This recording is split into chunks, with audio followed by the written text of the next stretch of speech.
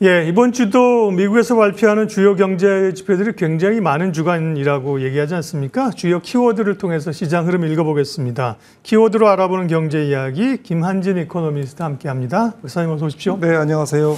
네, 오늘 주제 첫 번째 키워드 확인하도록 하겠습니다. 미국의 경기 침체, 지난주에 굉장히 우려가 됐던 경기 침체에 대한 우려들이 다소 좀 완화되긴 했는데요. 실제 지금 나오는 지표를 보면 경기 침체라고 볼 수 있는지, 또 앞으로 어떤 지표들을 확인해야 됩니까? 네, 사실은 경기 침체는 뭐 공식적으로 미국의 NBER에서 사후적으로 한참 지나서 정의를 합니다. 네. 그래서 사실 투자자 입장에서는 언제 경기 침체가 오는 것보다는 경기의 모멘텀이 심각하게 균열되고 있는지 여부를 판단하는 게 훨씬 중요하고요. 경기 침체 논쟁은 뭐 결론적으로 저는 최근에 주가 하락에 어떤 빌미로 작용한 측면이 있는데 조금 과장됐다라고 생각을 하고 있고요.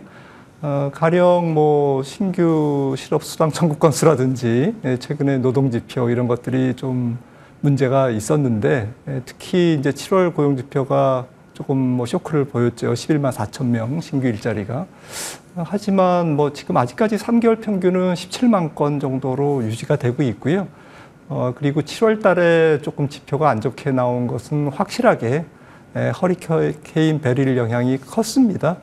텍사스주에서 한 24만 9천 명 정도가 임시 해고를 당했기 때문에 그 지표를 무시할 수가 없는 거고요. 그래서 아마도 지금 다음 8월 고용 지표는 조금 괜찮게 나오면서 경기 침체에 대한 시장의 우려가 조금 완화되지 않을까 이렇게 생각을 하고 있습니다. 네, 이번 주에 발표되는 지표가 많은데요. 뭐 소매 판매도 있고 산업 생산도 있는데 더 중요한 건 이제 PPI, CPI, 특별히 CPI가 어떻게 나올 거냐를 주목하고 있고요. 그 부분 좀 얘기해 주시고 이어서 물가에 따라서 미국의 또 통화정책 방향도 잡히지 않겠습니까? 지금은 50bp 갔다 다시 25bp 9월 인하 가능성이 가장 높은 거죠, 시장에서. 네.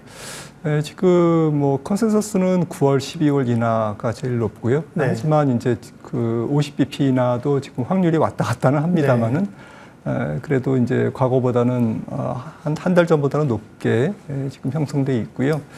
오늘 현지 시간으로 이제 PPI가 발표되고 뭐 14일 현지 시간으로 이제 CPI가 발표되는데 지금 전월비로는 한 0.2% 정도의 컨센서스가 형성돼 있고 헤드라인은 3.0, 그다음에 근원은 한 2.9 정도 전년 동월비로. 그래서 2%의 연준의 목표를 달성을 올해는 어렵지만 내년 정도에 내년 하반기에 2%의 목표를 달성하는데 물가 목표를 달성하는데 조금 부합되는 그러한 지표가 물가 지표가 이번 주에도 나올 것 같습니다.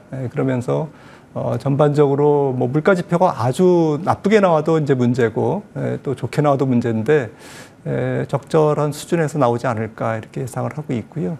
연준은 뭐 한 달 고용 지표를 보고 뭐 의사결정을 바꾸기에는 조금 어려울 것 같고요. 현실적으로.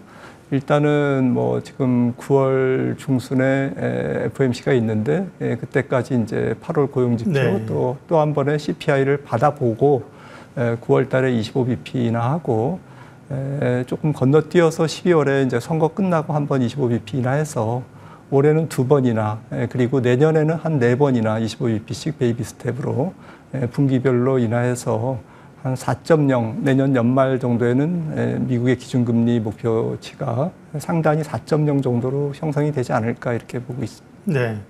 그 가운데 이제 잭슨홀 회의가 있으니까요. 거기서 이제 또 좀 어느 정도 어떤 발언, 시장을 달래는 발언이 나올지 그거를 좀 주목하면 되겠습니다. 키워드 경제 이야기 두 번째 키워드 보겠습니다. 지난주 시장을 뭐 엄청난 폭풍을 일으켰던 엔캐리 트레이드입니다. 싼 엔화를 빌려서 투자하는 자금에 엔캐리 트레이드 청산. 글쎄요, 이 추정이 잘 안 된다면서요. 뭐 어느 정도나 좀 해소가 된 건지 관련해서 남은 리스크는 어느 정도라고 봐야 될까요?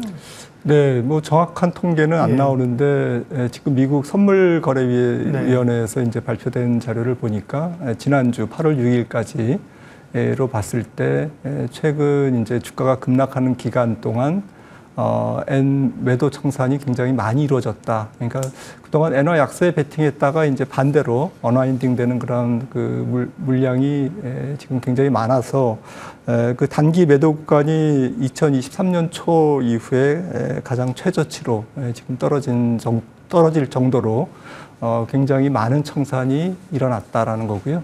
참고적으로 팬데믹 때는 한 엔캐리 그때도 청산이 있었는데 네. 한 일주일 정도 안에 다 청산이 됐습니다. 예. 그래서 과거보다는 지금 뭐 글로벌 유동자금이 굉장히 액티브하게 움직이기 때문에 조금 뭔가가 이벤트가 발생했을 때 또 환율이 급변동했을 때는 매도가 매도를 불러일으키면서 과거보다는 굉장히 단기에 청산되는 그런 성향을 감안할 때 이번에도 거의 한 80% 이상은 청산되지 않았을까 그렇게 추정하고 있습니다. 네.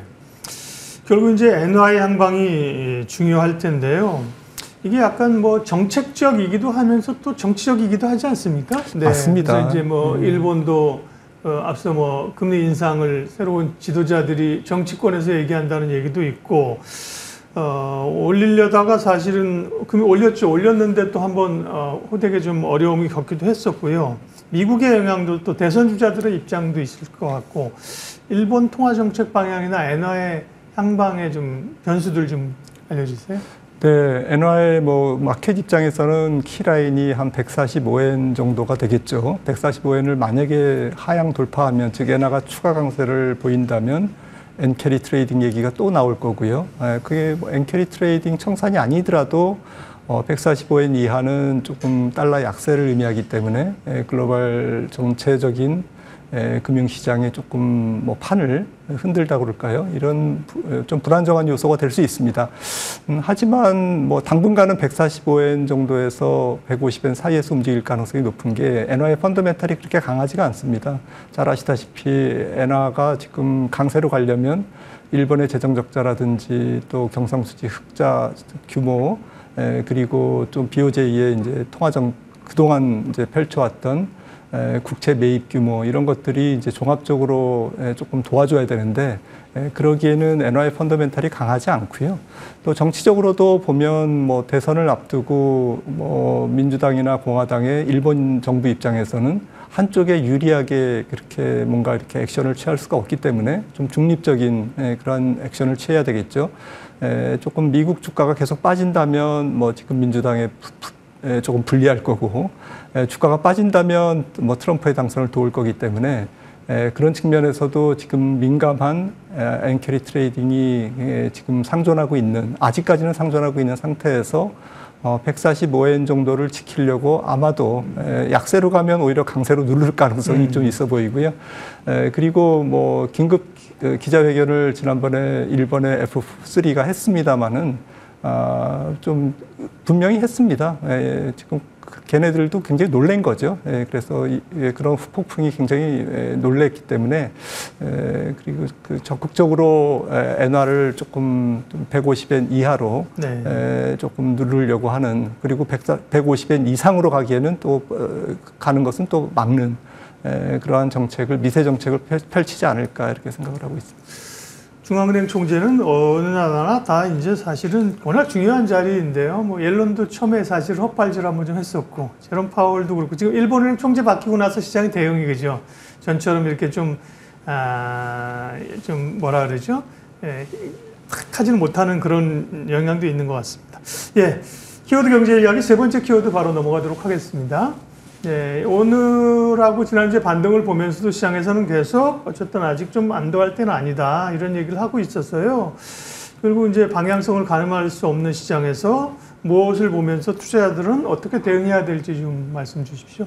네, 이번 주가의 변동성의 가장 큰 이유는 미국 빅테크들의 지나친 쏠림 현상과 뭐 밸류에이션의 조금 부담이 원인이 됐고요. 네. 그 트리거가 엔캐리가 이제 촉발을 했습니다만은 가장 근본적인 원인은 뭐 주가의 과열이 있었다고 봅니다. 그런 측면에서 뭐니 해도 8월 28일 날 엔비디아 실적이 분수령이 될 것 같고요. 그 전까지는 주가가 일단 폭락 후 조금 반등하면서 8월 28일 엔비디아 실적 발표 때까지는 조금 리테스팅을 계속 거치는 이번 주에 나오는 물가 지표라든지 또 주간 실업수당이라든지 이런 것들을 소화하면서 월말까지 버티다가 엔비디아 실적이 이제 9월 달 전체적인 글로벌 증시의 방향성을 결정하지 않을까. 근데 뭐 조금 긍정적으로 볼 수 있는 게 지난주에 이제 TSMC 실적이 좋게 나왔지 않습니까? 그런 측면에서는 엔비디아 이번에 8월 말 실적도 좀 긍정적으로 나오지 않을까 그렇게 예상을 하고 있습니다. 네. 세 가지 키워드를 통해서 시장의 중심을 잡아봤고요. 마지막으로 김한진 박사님의 투자 인사이트 확인할게요.